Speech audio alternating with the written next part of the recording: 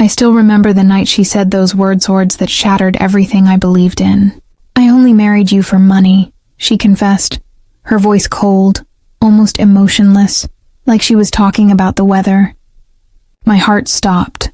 My mind went blank, and the world around me turned silent, except for the echo of her voice repeating in my head. I stared at her, unable to move, unable to breathe. This was the woman I had loved, trusted, and built my entire life around. For 3 years I thought we were a team. I thought she loved me the way I loved her. But now, standing in our living room with her suitcase by the door and no trace of regret in her eyes, I realized I had been living in a lie. I wanted to scream, to demand an explanation, but all that came out was a whisper. Why would you say that?" She looked at me, a small smirk curling on her lips, and said, "Because it's the truth. You were easy to fool. You made it too simple." My stomach twisted. I remembered every moment we shared, our late-night talks, the mornings she'd kiss me half asleep, the laughter, the plans for the future. Were all of those fake? I felt humiliated, used, and stupid. I had come from nothing, worked day and night to build my small business, and when success finally came, I thought love had followed.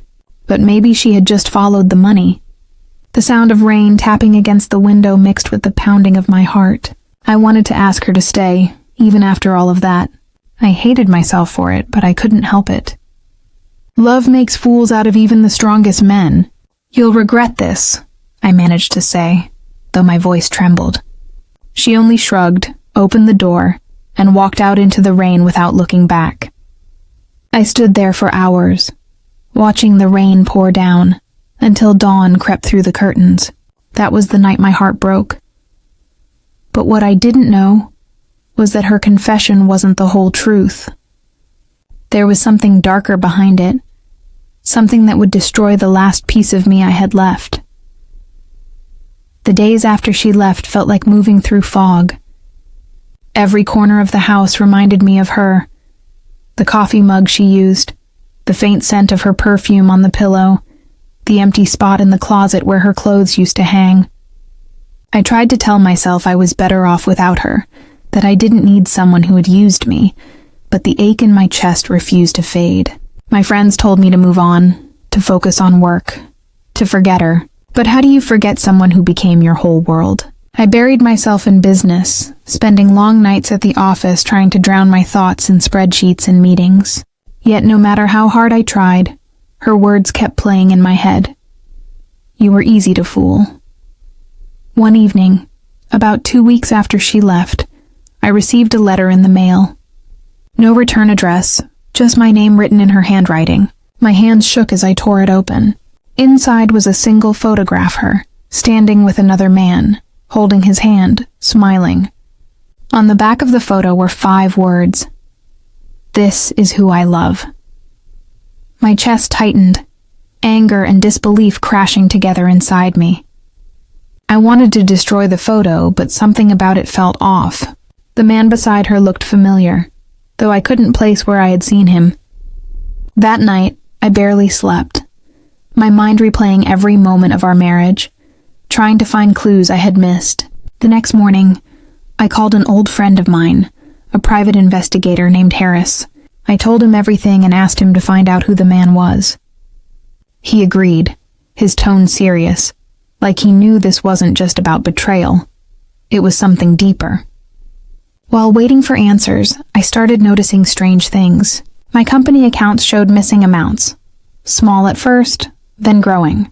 Someone had been transferring money without authorization. My heart sank when I traced the first few transfers. They were from the same time I married her. My blood ran cold. Could she have planned everything? Could she have been working with someone all along? I didn't know it yet, but that single photograph was the beginning of a truth far worse than I could have ever imagined. A week later, Harris called me early in the morning. His voice was low and serious. "You'd better sit down for this," he said. My heart pounded as he explained what he'd found. The man in the photo wasn't just anyone. His name was Victor Lane, a known con artist who had been involved in multiple financial scams. My ex-wife had been connected to him for years. They had posed as a couple in different cities, targeting wealthy business owners, draining their accounts, and disappearing before anyone could catch them. Harris said they were both under investigation in another state, but had vanished before charges could be filed. My stomach turned. The woman I had loved, trusted, and promised forever to was part of a criminal web. Everything suddenly made sense. The way she had shown up in my life right after I won a major business contract. The way she had subtly convinced me to let her help with the finances. The sudden expenses she always brushed off as business investments. I had been blinded by love, too naive to see the trap I had walked into. I slammed my hand on the desk, anger flooding through me. But then Harris said something that froze me in place. There's more. The accounts she used, they're not just under her name. One of them lists you as a co-signer. My head snapped up. What? That's impossible. I double-checked, he replied. If the authorities connect you to that account, they might think you were involved. My vision blurred for a moment.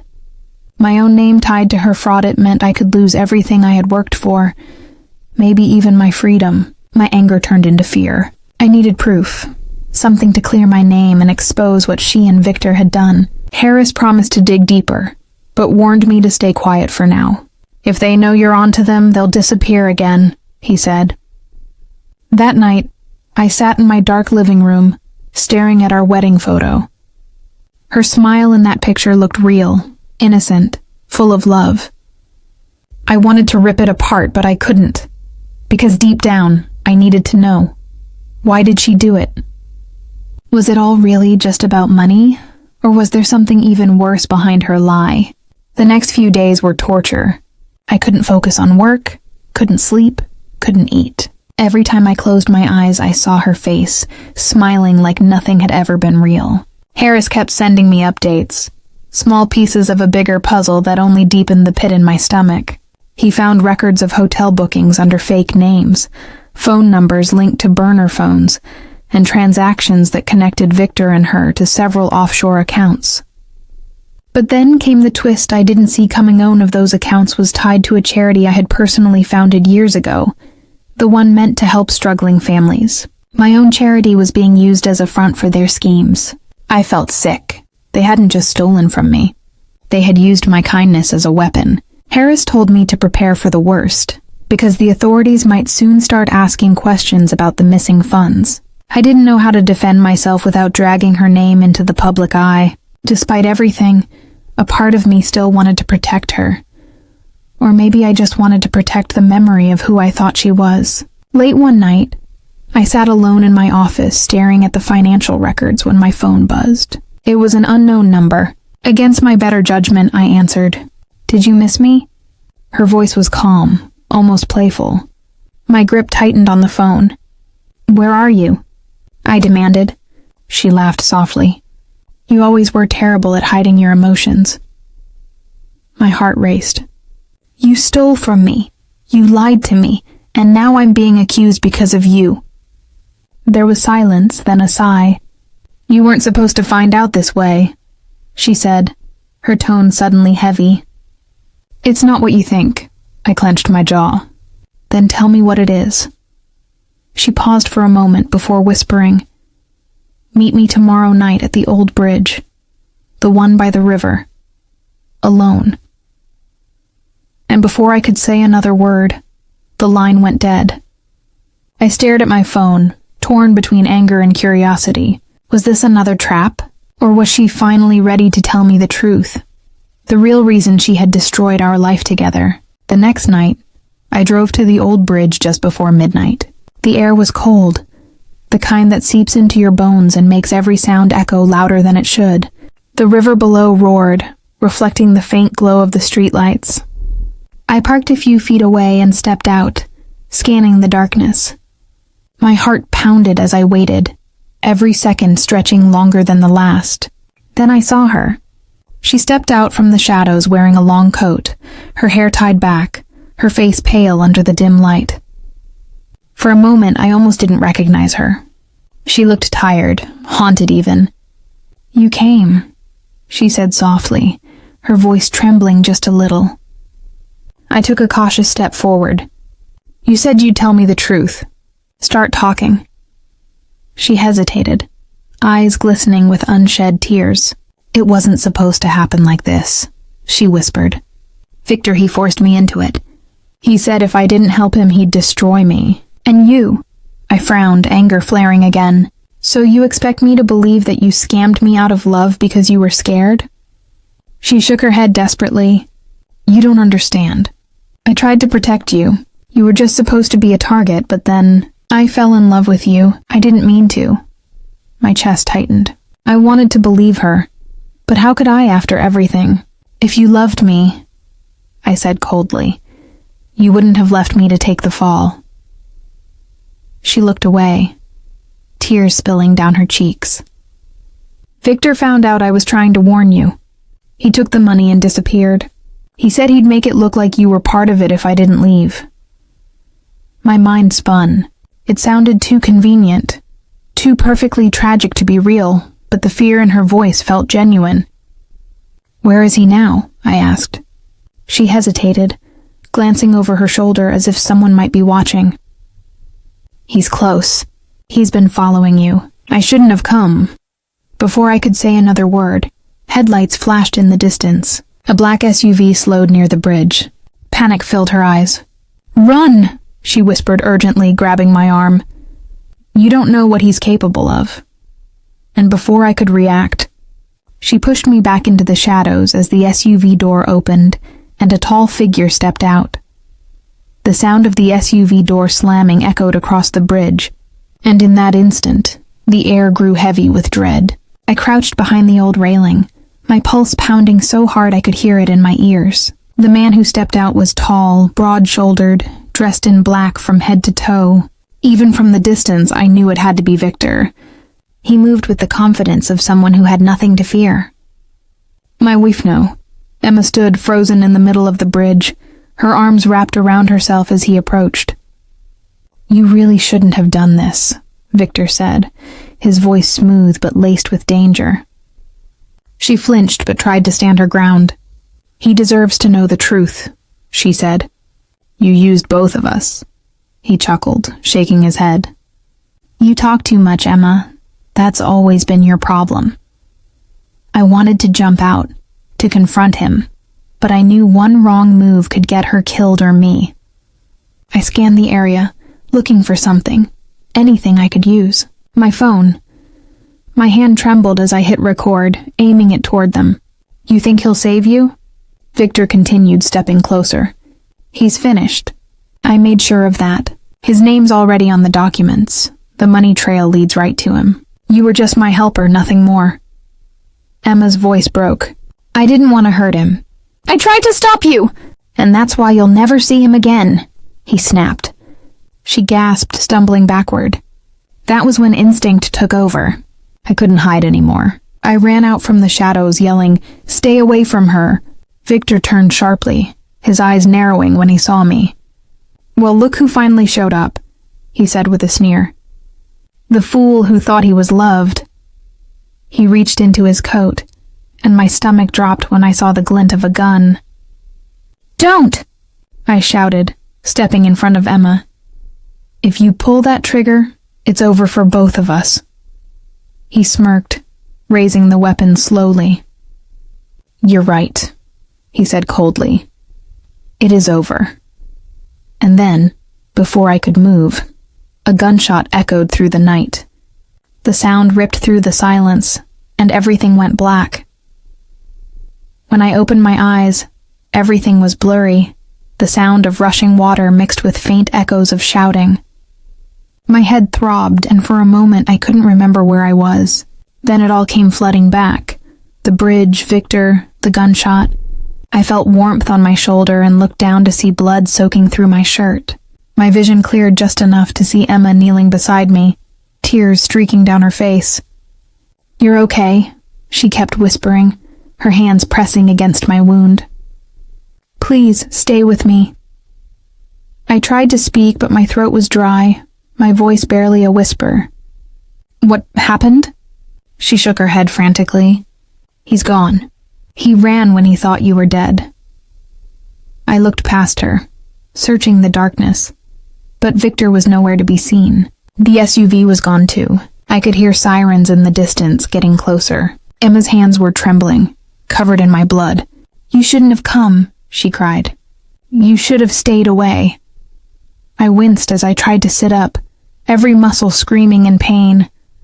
You think I could have stayed home knowing you were walking into danger? I said weakly. She let out a broken laugh. You're still the same. Still trying to save people who destroy you. Before I could reply, flashing red and blue lights cut through the fog. Police cars stopped at the bridge, officers rushing toward us.